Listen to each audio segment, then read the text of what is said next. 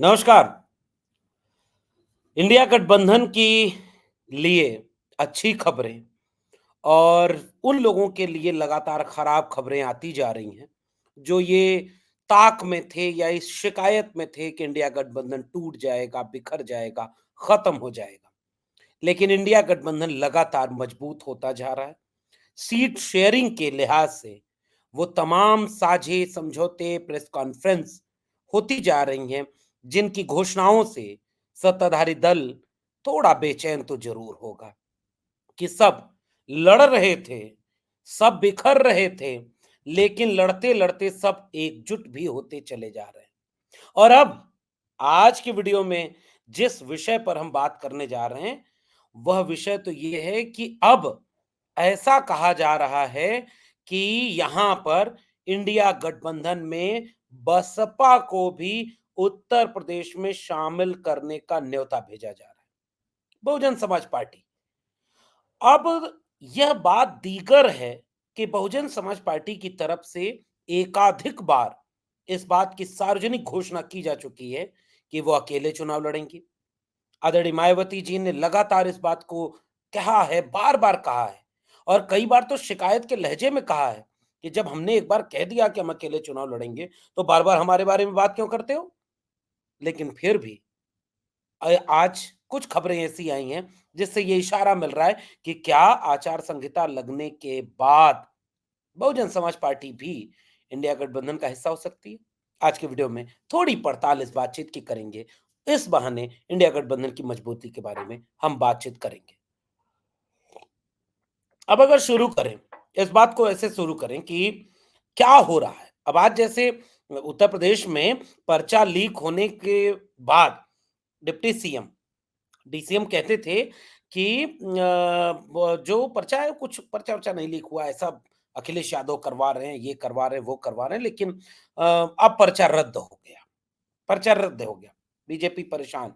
उधर किसान आंदोलन चल ही रहा है, जिसकी खबरें मीडिया के जरिए भले दबाई जा रही हूँ, ट्विटर हैंडल भले लोगों के सस्पेंड कर दिए जा रहे हो। जैसे मेरे चैनल की खुद एक वीडियो जो किसान आंदोलन पर हमने बनाई, उस वीडियो को डिलीट कर दिया यूट्यूब ने, उसको हटा दिया यूट्यूब से। ट्विटर पर या सोशल मीडिया पर आप किसानों के आंदोलन से जुड़ी हुई कोई भी बात लिखेंगे तो उसको चैनल वाले लोग हटा दे रहे हैं, खत्म कर दे रहे हैं। आंदोलन लेकिन मजबूत होता जा रहा है क्योंकि उसकी आवाज केवल भारत ही नहीं, भारत में बेशक दबाई जा रही है उन लोगों के द्वारा, लेकिन विदेशों में भी कई जगह इन बैठकों में और यूएन की बैठकों में भी इस बात पर सवाल उठ गया। बेचैनी बढ़ती जा रही है। इसी तरह से आज एक डेवलपमेंट ये हुआ कि दिल्ली में, गोवा में, हरियाणा में और पंजाब छोड़ कर के 4 राज्यों में आम आदमी पार्टी और कांग्रेस का गठबंधन हो गया। उसकी घोषणा कर दी गई। कौन कितनी सीटों पर लड़ेगा, कहाँ लड़ेगा, कैसे लड़ेगा, इसकी पूरी घोषणा कर दी गई। यानी गठबंधन हो गया। तो वो लोग आज वाक़ई फिर से बेचैन होंगे कि पहले बिहार में वो गठबंधन मजबूत हो गया, एक तरफ भारत जोड़ो न्याय यात्रा चल रही है और दूसरी तरफ तेजस्वी यादव जन विश्वास यात्रा निकाल रहे हैं। अपार जनसमूह उन लोगों के बीच देखने को मिल रहा है। और इधर उत्तर प्रदेश में गठबंधन हो गया। उम्मीद थी कि टूटेगा, तोड़ा जाएगा, टूट ही जाएगा और गठबंधन हो गया। और सुनने में ये आ रहा है कि कल यानी 25 फरवरी को आगरा में भारत जोड़ो न्याय यात्रा में अखिलेश यादव खुद शामिल होंगे। और इस बात की खबरें आ रही हैं कि वो खुद बोल रहे हैं कि हम उस यात्रा में जाएंगे। अब इस सब से उत्तर प्रदेश की राजनीति का समीकरण तेजी से बदल रहा है।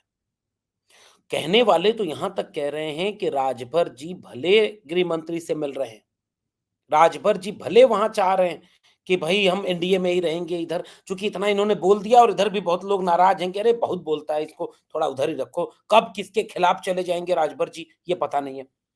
फिर भी एक खबर, एक संकेत, एक इशारा इस बात का भी हो रहा है कि राजभर जी भी इधर आ सकते हैं।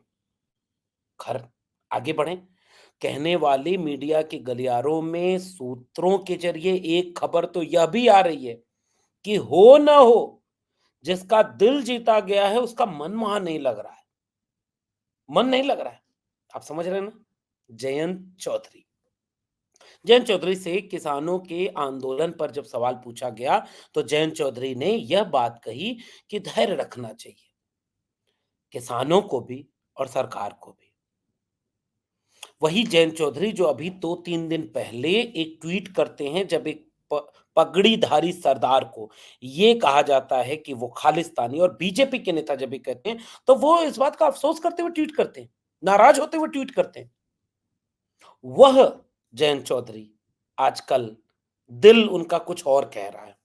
गलियारों में सब चर्चा है, पता नहीं ये कितनी सच है, पता नहीं, हो सकता है जयंत चौधरी का दिल उधर ही रहे। लेकिन सुगबुगाहट इस बात की, जैसे अखिलेश यादव जी ने इस बात पर टिप्पणी की कि भाई, आपको 2 सीटें ज़्यादा थीं या 1 सीट ज़्यादा थी, और अगर एक गठबंधन में 2 सीटें आपको दी जा रही थीं और उस 2 सीट पर आपका समझौता नहीं हुआ और आप नहीं माने, तो फिर क्या कहा जाए इस बात को?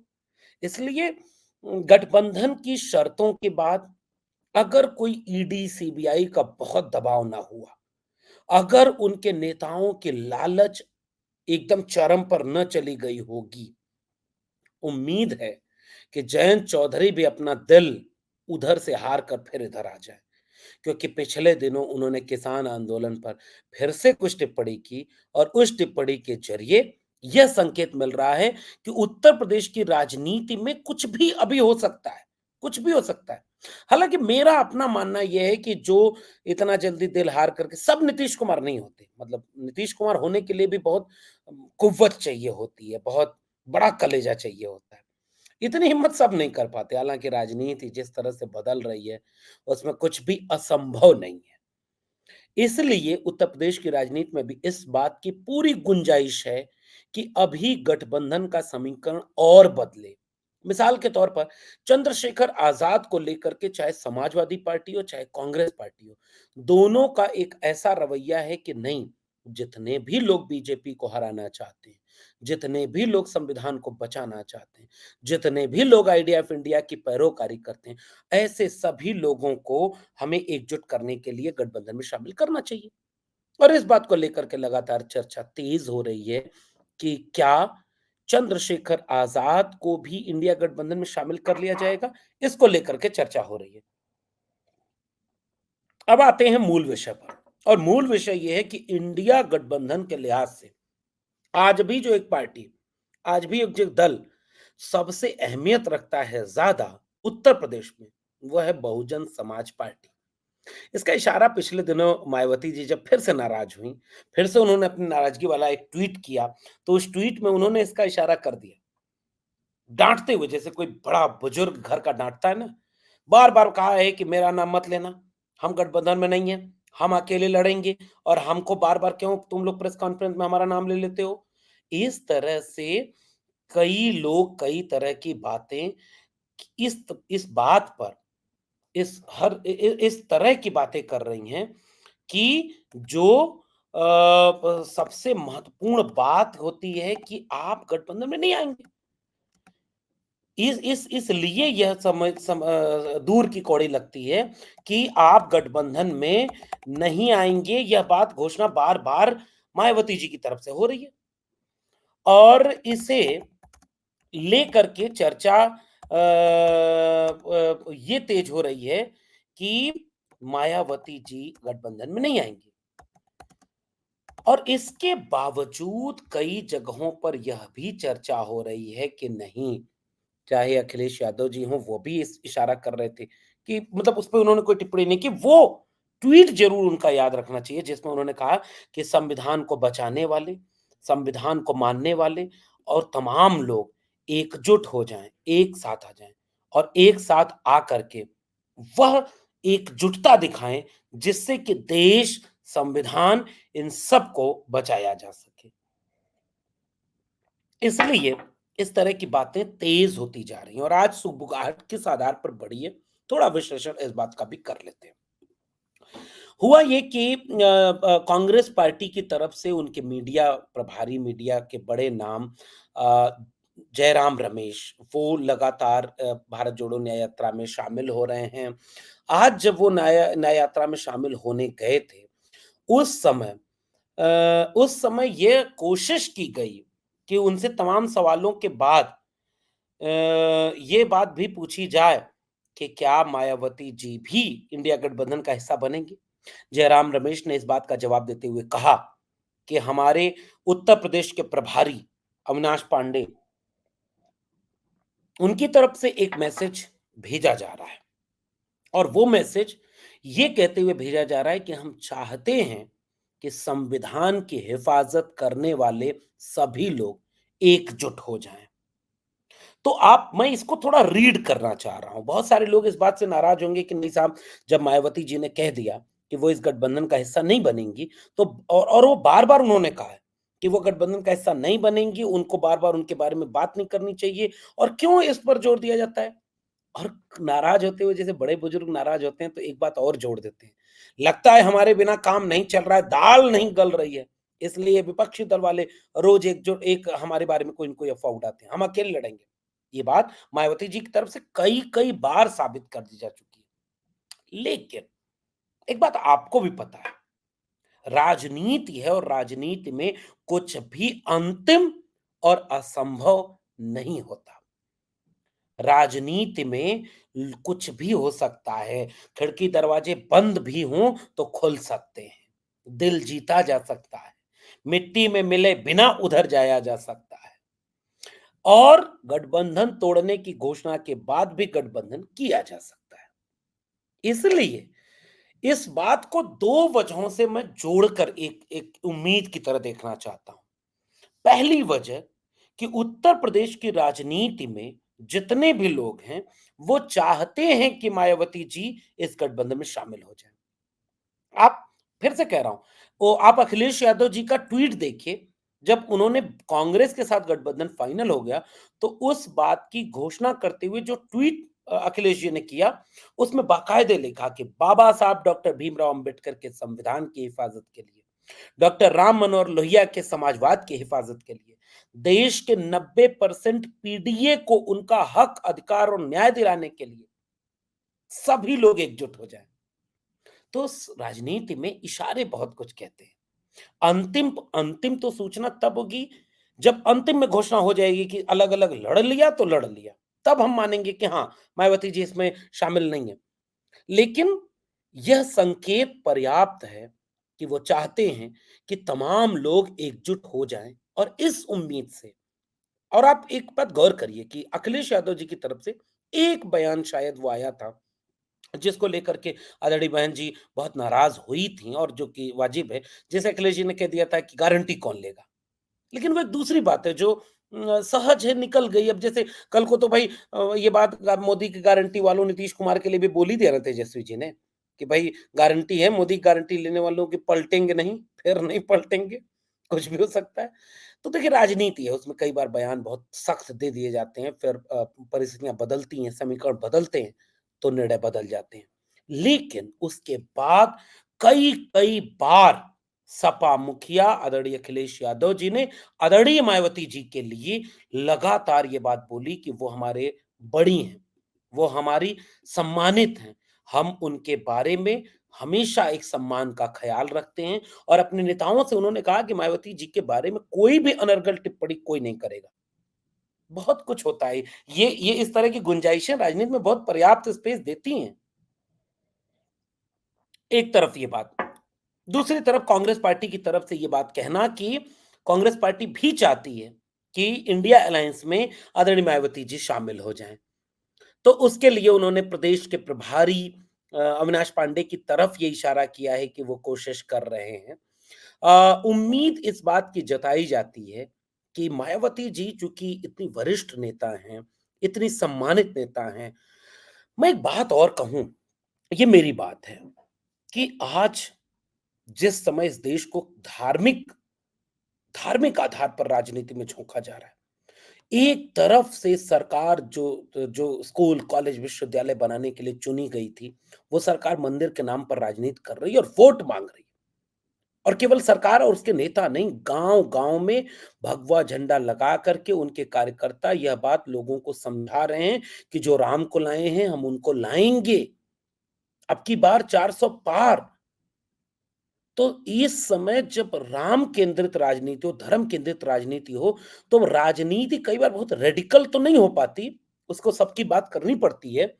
इसलिए वो बात जो एक आंदोलनकारी व्यक्ति बोल सकता है, जो एक सामाजिक कार्यकर्ता बोल सकता है, जो एक बुद्धिजीवी बोल सकता है, जो एक राजनीति में चुनावी राजनीति में शामिल नहीं हुआ व्यक्ति बोल सकता है। कई बार राजनेता उस तेवर से वो बात नहीं बोल पाते। फिर भी आज की तारीख में भारत के संविधान को सबसे ज्यादा प्रेम करने वाला कैडर पूरे देश में अगर किसी एक पार्टी के पास है, प्रतिशत के लिहाज से कहूं, तो वह प्रतिशत के लिहाज से वो कैडर बहुजन समाज पार्टी के पास है। कैडर है जो संविधान से प्यार करता है, सामाजिक न्याय से प्यार करता है, बाबा साहब डॉक्टर भीमराव अंबेडकर को अपने सीने में लगा कर रखता है।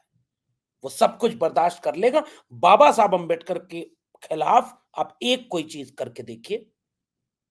तो जिस पार्टी के विचार में बाबा साहब अंबेडकर इतने गहरे बैठे हों, जिस पार्टी के कैडर के भीतर भारत के संविधान को लेकर इतनी मोहब्बत हो कि दुनिया की कोई एक पार्टी अगर है तो वो है बहुजन समाज पार्टी, जिसकी पार्टी की रैलियों में आज भी भारत का संविधान बिकता है और लोग उसे सीने से लगा कर ले जाते हैं। मेरा विश्लेषण ये कहता है, बार-बार मन ये कहता है कि तमाम मुश्किलों को किनारे करके, तमाम जोखिम उठाकर वो पार्टी का कैडर भी अपने नेता के ऊपर ये दबाव डालेगा और खुद उस पार्टी की सबसे बड़ी नेता आदरणीय मायावती जी एक पल ये जरूर सोचेंगी कि 24 का चुनाव सामान्य चुनाव नहीं है। मतभेद कांग्रेस से हैं, समाजवादी पार्टी से हैं, बहुत सारे मतभेद उन विपक्षी दलों से हैं जिनसे गठबंधन करना स्वाभाविक नहीं होता। इसलिए बहुजन समाज पार्टी कई बार निर्णय लेती है कि वो अकेले चुनाव लड़ेगी, लेकिन संविधान इन्हें बचेगा तो शिकायत किससे करेंगे? यह जो एक बात है और साफ दिख रहा है लोकतंत्र कितना खतरे में है, ये चंडीगढ़ के मेयर के इलेक्शन से लेकर के संविधान के मूल्यों, आरक्षण के खिलाफ की नीतियों, देश को बेचने, निजी हाथों में बेचने की नीतियों, दलित पिछड़े आदिवासियों के ऊपर हो रहा न्याय अत्याचार, 69,000 शिक्षक भर्ती मामला, पेपर लीक मामला, महंगाई, बेरोजगारी, कौन सी चीज ऐसी बची है जो संविधान को मजबूत करने की उम्मीद देती हो? ये सारी बातें संविधान को कमजोर करने की तरफ इशारा करती हैं। और अगर साफ दिख रहा है कि भारत का संविधान अपने सबसे खतरनाक चुनौतियों से घिरा हुआ है, तो वह पार्टी जो संविधान से बेपनाह मोहब्बत करती है, अंततः उसका निर्णय यह होगा कि संविधान को बदलने की बात करने वालों, आरक्षण को खत्म करने की मानसिकता दिल में रखने वालों, थोड़े से उद्योगपतियों और ताकतवर लोगों के हाथों में सत्ता केंद्रित कर देने वालों की राजनीति के खिलाफ बहुजन समाज पार्टी विपक्षी दलों की एकजुटता के साथ खड़ी होगी। अब बचकाने टाइप की बात ये कैडर के लोग कई बार बोल देते हैं कि प्रधानमंत्री पद का दावेदार बनाओ तब आएंगे। मुझे उम्मीद है कि अगर कायदे से उत्तर प्रदेश की सड़कों पर कल्पना करिए, आदरणीय अखिलेश यादव जी, आदरणीय राहुल गांधी जी के साथ बीच में कुर्सी लगा करके आदरणीय बहन जी की रैली हो गई, तो ये कितना बड़ा संकेत होगा। और तब केवल एक चीज अगर जिता सकती है बीजेपी को चुनाव, तो वो होगी ईवीएम। बिना उसके फिर बीजेपी जीत नहीं पाएगी और यह बात बीजेपी भी बखूबी जानती है, यह बात आदरणीय मायावती जी भी जानती हैं और यह बात विपक्षी दल भी जानता है। मगर यदि यह मौका चूक गया है, यदि इस मौके पर भी प्रत्यक्ष या परोक्ष किसी भी तरह से, आप कल्पना करिए जयंत चौधरी को कौन समाज माफ करेगा, नीतीश कुमार को कौन अब अपने दिल में रखेगा? दिल में रखेगा तो हेमंत सोरेन को रखेगा, दिल में रखेगा तो तेजस्वी यादव को रखेगा, दिल में रखेगा तो अखिलेश यादव, राहुल गांधी को रखेगा। अभी भी इनकी पार्टियों का इम्तिहान बाकी है, बहुत सारी कमियां हैं, बहुत सारी मुश्किलें होंगी, बहुत सारी जगहों पर बसपा का इनसे मेल नहीं खाएगा, बहुत सारे मतभेद होंगे, बहुत सारी गलतियां होंगी, लेकिन कुछ चीजें ऐसी हैं कि वो भी अगर संविधान बचाना चाहते हैं और आप भी संविधान बचाना चाहते हैं, वो भी जाति जनगणना चाहते हैं और आप भी जाति जनगणना चाहते हैं, वो भी इस देश को, आइडिया ऑफ इंडिया को बचाना चाहते हैं और आप भी बचाना चाहते हैं, तो शायद आचार संहिता लगने के बाद और आदरणीय मायावती जी का अपना राजनीतिक जो निर्णय लेने का तरीका है, वो भी थोड़ा अलहदा है। मुझे उम्मीद है कि आदरणीय मायावती जी इस बात को सोचेंगी, समझेंगी और अगर ऐसा हुआ तो उत्तर प्रदेश ही नहीं, पूरे देश की राजनीति बदल जाएगी। आपका क्या मानना है नीचे कमेंट बॉक्स में ज़रूर बताइएगा। फिर मिलेंगे किसी और विशेषण के साथ, तब तक देखते रहिए 4 पीएम। बहुत-बहुत धन्यवाद।